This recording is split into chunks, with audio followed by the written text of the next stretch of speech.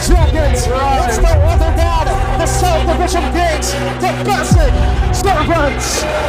We believe here na kaya kami nananalo para maging influence kami sa mga generations. When you lose, learn and persevere. Kinilabutan ako sa ginawa namin.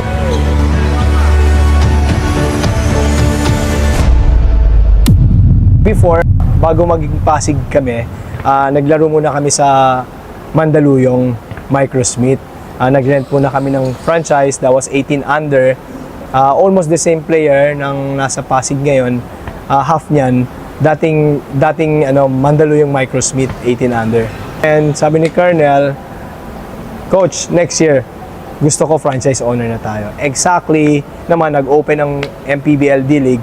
The MPBL D-League was another part of the junior MPBL na mas higher level. Last year, we were able to corner yung championship ng 21 under. Of course, we're very happy. Now we're trying to get another year of championship. We already won the South Division Championship against Batangas just last week. So this coming weekend, we're going to start the first game for the best of 3 game against the province of Abra for the national championship. Kamagaling yung lakas natin. Lahat yan sa Diyos. Gusto ko sana magkaroon ng isang team na lahat ng ginagawa nila ay gino-glorify si Lord kung naglalaro. But more than that, we develop a character or an attitude or a certain discipline that whatever they do, whether they win or they lose, they still glorify the Lord. Kasi yung strength nila, lahat ng meron sila, yung talent and skills nila, dapat i-admit nila na yun ay galing lang kay Lord. Siguro mga 6 times kami nagdasal. Pagdating ko, late ako, dumating ako sa venue. Last game namin, game 3 against Caloocan. Nandun kami sa dugout, prayers. Bago lumabas ng dugout, tatawagin na yung pangalan ng mga bata, prayers. Dinasalan kami mga coaches, prayers. Pagdating sa loob ng court, at the middle of the court, lahat nakaluhod, prayers. Halftime, prayers. Kami, mahina yung team, hindi ganun kalakas. Pero lagi kaming dinadala ni God sa taas. Kung sino nga yung binababa, sa yung pilit na inaangat ni Lord. Meron silang tinatawag na heart. And nakikita naman namin sa bata na they are obedient and yung heart nila is nandun sa Panginoon. Hi, I'm Russell Ibayani po.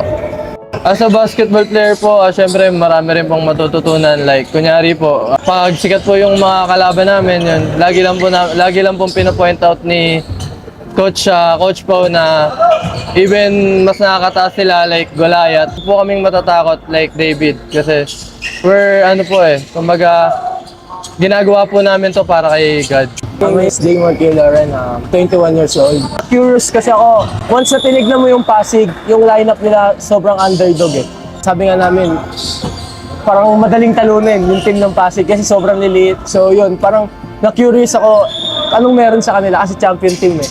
Kumbaga, ngayon ko mismo din na nalaman kung bakit sila tinawag na champion team. Yun, kasi lagi nilang kasama si God every game. Nerben Moctimar, 21 years old. Masaya po, kahit yung experience na sobra-sobra po. Sa team po, masaya kami.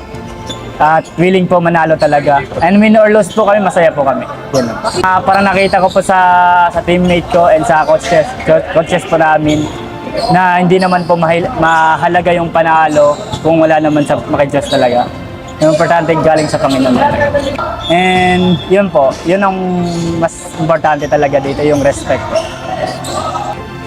Ako po pala si Jet Andrew Emintano, 19 years old.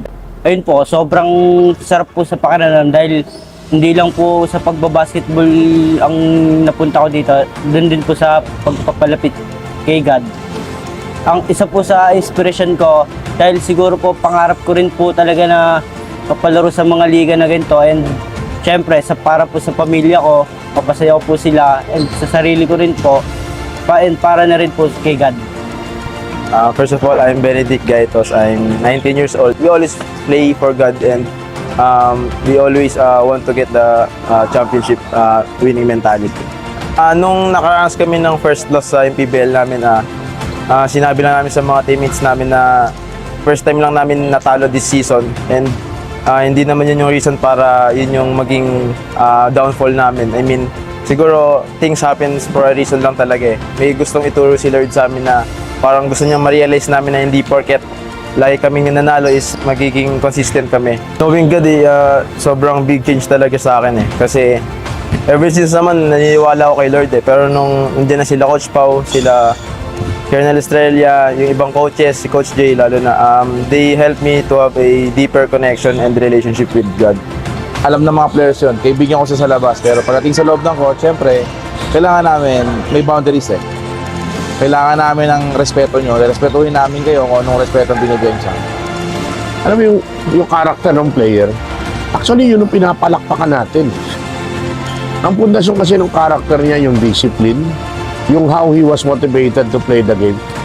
Dito, lahat na pumapasok dito na kabataan, ang nangyayari sa kanila, tinatransform sila po unti-unti ni Lord. Natataniman sila ng seed sa kanila. At hindi namin to ginagawa para sa kanila. Sila pinili ni Lord, chosen sila rito to become a future leader ng kanilang family, ng kanilang town, and probably, why not to be a leader of the nation. So itong ginagawa namin ni Colonel, no, sobrang laking impact nito, hindi lang sa generation now, but to the following generations and generations to come. I saw the kids. I think they have all the potential when it comes to basketball. Mag-e-excel silang mabuti because I saw how they play, the discipline and sportsmanship nando sa heart nila, nasa puso nila.